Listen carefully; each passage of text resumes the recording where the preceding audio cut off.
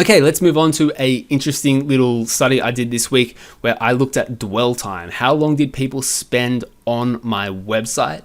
And I compared that to what the RPM was for each of my pages. So how long did someone spend on the page compared to the RPM?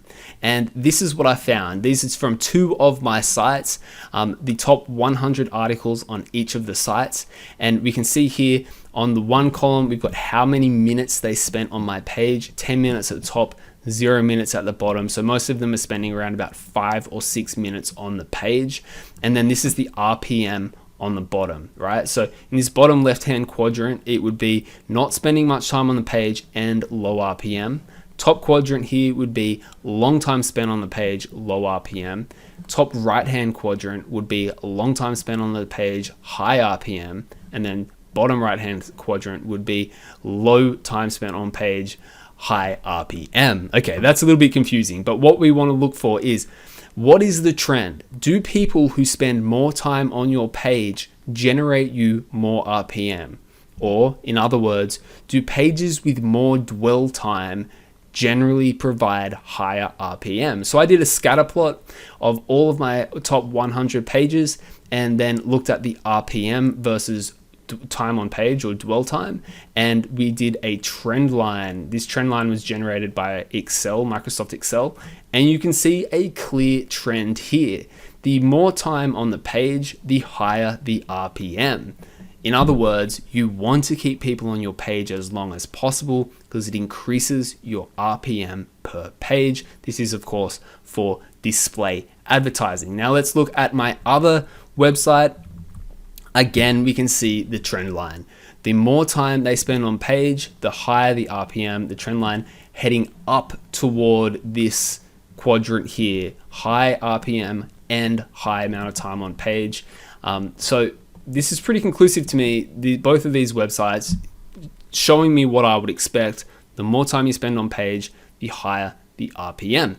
Now, this is obviously because ads on your page refresh every 30 seconds. So if someone spends more than 30 seconds on the page, the ad will refresh and the new ad will display, and that new ad will be paying you, half a penny or a penny or whatever as well. So the longer they spend on the page, the more ads they get to see, the more money ends up in your pocket. You want to keep people on your page as long as possible. There is a clear correlation between time on page and RPM, the amount of money you make per 1,000 visitors.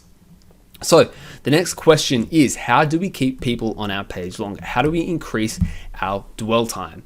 In my opinion, the whole ball game for dwell time is meeting your audience's expectations and solving your audience's problems. Now, I've been obsessing lately over Mr. Beast. He is a YouTuber who is really, really good at creating viral content that keeps people watching the content for long periods of time. And when you follow his videos, you can see he does some very interesting things that are totally relevant for us when we're writing blog posts. One thing he does is he does not sit around and chat at the beginning of his videos. He tells you right at the beginning, this is what I'm going to do in the video. He meets the audience's expectations. If he does a video about how he's going to give $100,000 to a homeless person, the first 10 seconds of the homeless person, he is giving $100,000 to the homeless person. And then he goes into discussing things. So he meets the audience's expectations immediately. What is this for blogging? It's making sure that your introduction, which is the most important paragraph of the entire article, meets the audience's expectations. It doesn't say, are you here to find out about this, blah, blah, blah, blah, blah, like fluff, fluff, fluff, fluff, fluff. It answers the question immediately. Answer the question in the first paragraph of the article. Now, the question is, if you answer the question in the first paragraph, are people going to keep reading?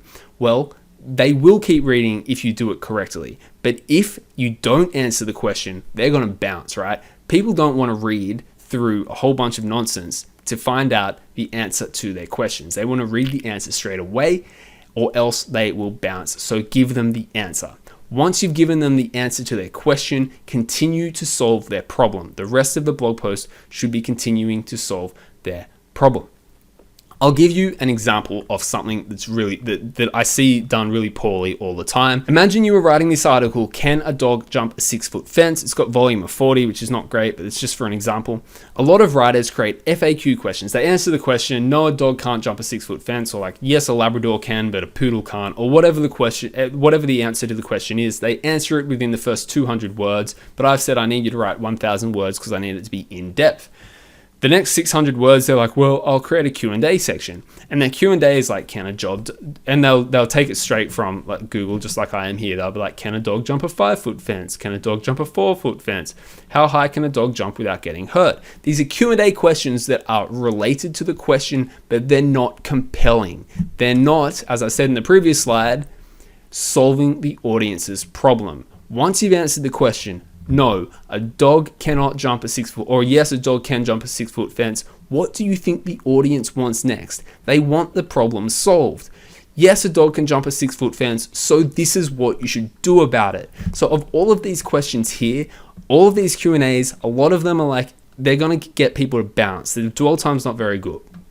How high can small dogs jump? Can a dog jump a 4-foot? Can a dog jump a 5-foot?